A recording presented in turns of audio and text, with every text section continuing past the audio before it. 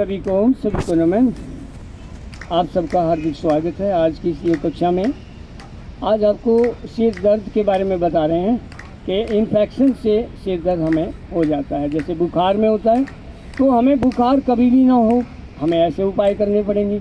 या इन्फेक्शन और किन किन चीज़ों से होता है, हमारी दिनचर्या से होता है। तो दिनचर्या में हम क्या करें, सुबह उठकर अच्छे से अपना कुल्ला करते हैं, दांत साफ करते हैं, बरसूडों की मालिश करते हैं बासी थूक का, और वो थूक आँख में भी लगाते हैं, ये भी एक कार्य है। और पूरे प्राणायाम और आसन करके शरीर के मल सारे बाहर निकालते हैं, चाहे मलमूत्र हो, पसीना हो या अन्य प्रकार से गला, नाक का मल, आँख का मल, कान का मल, मुख का मल आदि सभी बाहर निकालें।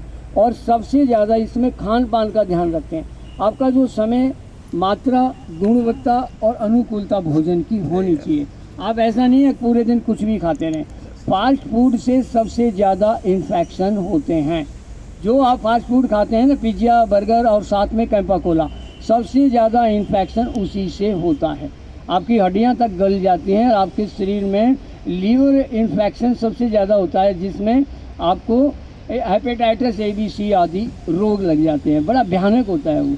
आप खाते रहते हैं, आपको पता नहीं लगता। घर में खाना है नहीं, घर बाहर से गए और कहीं भी दुकान से पिज़्ज़ा, बर्गर वगैरह और पता नहीं मसाला, डोसा, अन्य चीज़ें कुछ भी खा लेते हैं, हमें पता ही नहीं लगता आप कुछ भी खा रहे हो बाज़ार से, और ये आपके शरीर में भयानक इन्फेक्शन करेगा। तो ऐसे ही वो इन्फेक्शन, कोई भोजन ही दूषित कर लिया, पहले से इन्फेक्टेड भोजन है, जो बासी भोजन में कीड़े पड़ जाते हैं आदि, और वो खा लिए आपने। और ऐसे ही सब्जियां आदि आजकल बड़ी ख़राब आ रही हैं, अन्य सामान भी दूषित आ रहे हैं, उससे भी इन्फेक्शन शरीर में हो जाता है।